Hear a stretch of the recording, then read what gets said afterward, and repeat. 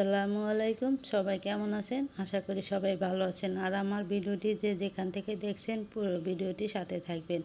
আজকে আমি প্যারেল মুরগি 5 কেজি ওজনের প্যারেল মুরগি সেটাই রান্না করব। তো আমি মুরগিটা কেটে পরিষ্কার করে ধুয়ে নিয়েছি মাটির হাঁড়িতে। তো প্রথমে আমি পরিষ্কার করে ধুয়ে মাংস 1 কেজির মতো মাংস নিয়েছি। তো এখন এর সাথে আমি মশলা অ্যাড করব। এখানে আছে পেঁয়াজ বাটা, আদা বাটা, মরিচ বাটা, লঙ্কা বাটা, কাঁচা লঙ্কা, তারপরে কাঁচা মশলা বেটে দিয়েছি, সাদা এলাচ দিয়েছি, কালো এলাচ আর কিছু পেঁয়াজ কুচি দিয়েছি। তো এখন পরিমাণ মতো লবণ, তারপর হলুদের গুঁড়া, তারপর সজের গুঁড়া, তারপর মরিচের গুঁড়া। আমি একটু ঝাল ঝাল করব, এই জন্য একটু মরিচের পরিমাণ একটু বেশি দিয়েছি। আপনারা চাইলে আপনাদের টেস্ট অনুযায়ী কমিয়ে বাড়িয়ে নিতে পারেন।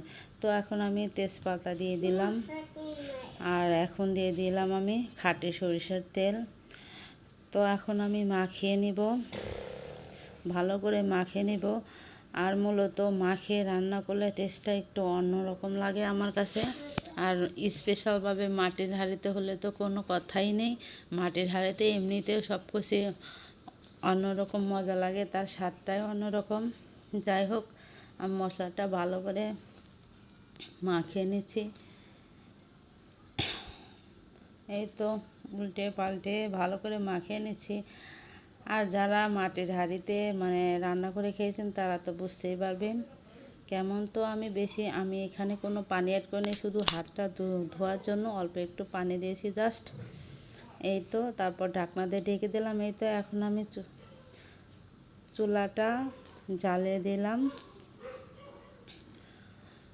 চুলাটা জ্বালিয়ে দেওয়ার পরে আমি অল্প আছে প্রথমে আমি একটু কষিয়ে নেব আর ঢাকনা দিয়ে ঢেকে দিব। ঢাকনা দিয়ে ঢেকে মাঝে মাঝে আমি একটু নাড়াচাড়া করে দেব, এভাবে কষিয়ে নেব।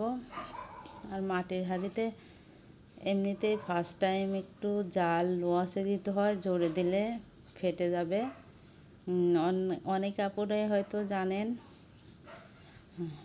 জোরে জাল দেওয়া যাবে না, ফার্স্ট টাইম একটু আস্তে আস্তে দিতে হবে, তারপর আস্তে আস্তে বাড়িয়ে দিতে হবে। যাই হোক, আমি অতটাও পারদর্শী না, তারপরেও যতটুকু জানি ততটুকুই শেয়ার করলাম। এই তো আমার মুরগির মাংস প্রায় মোটামুটি অনেকটাই যখন কষানো হয়ে যাবে, তখন এর মধ্যে আমি কিছু পরিমাণ আলু কেটে নিয়েছি, সেই আলু দিয়ে দিব। এখন দিয়ে সম্পূর্ণ মাংসটি আমি নাড়াচাড়া করে নেব, একটু নেড়ে দেব। আলুটা একটু পরে দিলে ভালো হয়।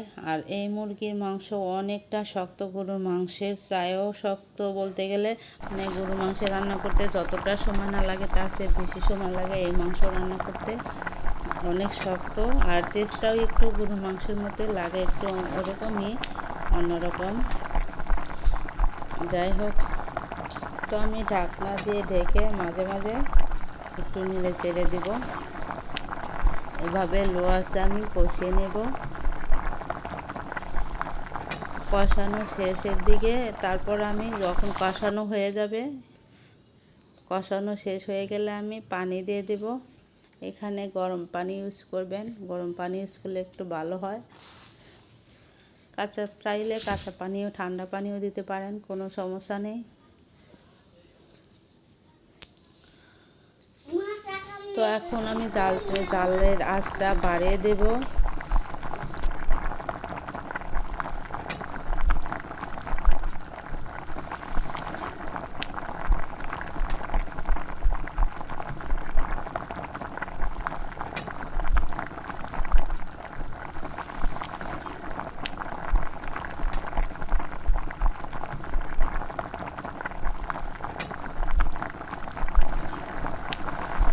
এই তো আমার রান্না শেষের দিকে আমার রান্না হয়ে গেছে।